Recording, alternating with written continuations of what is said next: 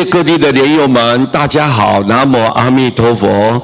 今天很开心、高兴的来各位介绍这个梁皇宝忏的一段内容，太重要了，跟我们众生的以后未来的前途有息息相关。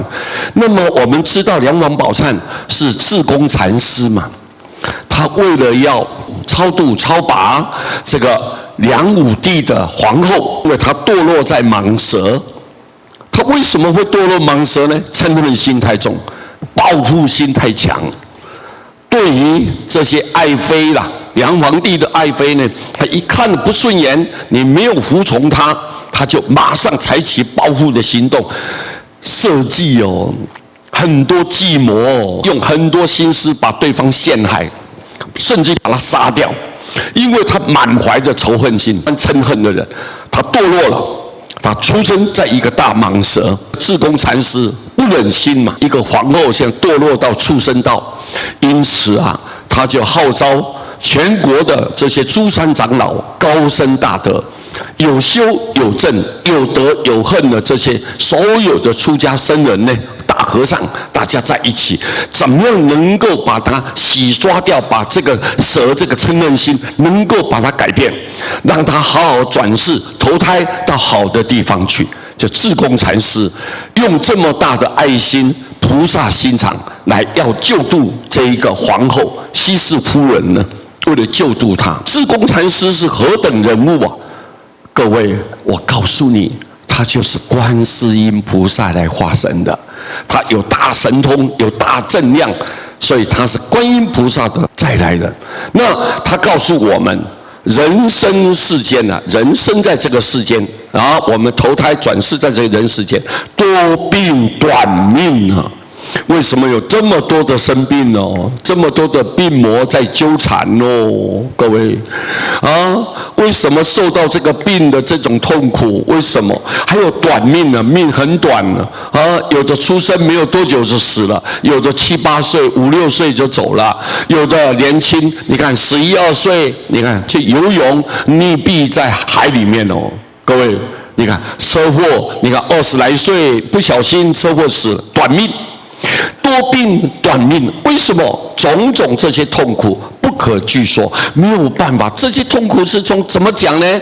没有办法很具体来说明要怎么表现得很充分，表现得很贴切，表现得很完整？各位，没有办法具体的说。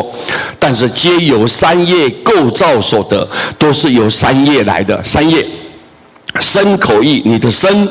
还有口，还有意念，你的想法因为这个三业构造所得，你自己去做的嘛。你做了以后，手回过头来，它绕回来在你身上，你应该得的这个果报，应该得的果报，所以都是由三业所引起的。口常言恶，我们嘴巴说一切很不好的事情嘴巴说什么？谎话嘛。各位，诽谤嘛，各位对不对？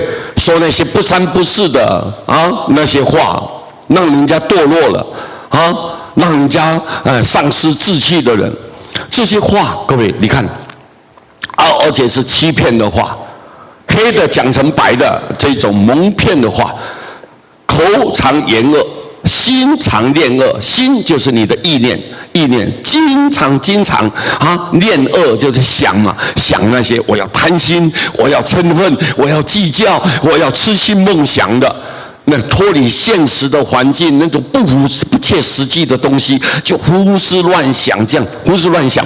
那心常念恶，身常行恶，手去做什么事情？你看杀人打架呀、闹事这个你看这种身常行恶，以此六事。你看身口意是3样事情，然后你去言恶、去念恶、去行恶，这就3样事情，就合起来就是6事。这样6样事情呢，能使人的人生，我们人的一辈子活在世间的这整个的过程呢，常苦常恼经常痛苦，经常烦恼不断。你烦恼，你的内心里面郁闷嘛。不精进的时候，你就要成就就很难。难。这些东西都是因为我们外在所引起之后，我们受到这些罪业的束缚啊，绑住了，被这东西纠缠住了。你看，你要跳开跳不离，为什么？你造的恶因嘛，你应该得的恶报。所以为什么会经常会痛苦，经常会烦恼？在哪里都是因为这样子引起来的。这个东西引起来，无有休息。你想要把它斩断吗？想要停止吗？想要告一个段落？我不要受到这些烦恼的痛苦，我一定希望干干净净的啊！我希望能够开朗、光明磊落、幸福自在。我希望能够这样，但是偏偏没有办法休息。为什么？因为你造的这个恶的因，自然你要感召一个恶的果报。所以各位都是因为这样引起来。这梁皇宝忏是我们智公禅师，也就是观世音菩萨来提醒我们大家的。所以我们应该要注意啊，要小心啊，一定要留意啊，各位对不对啊？好，以后我们呢不要去造恶，一定要结善缘，那这样未来的道路才会越来越光明。好，谢谢大家，阿弥陀佛。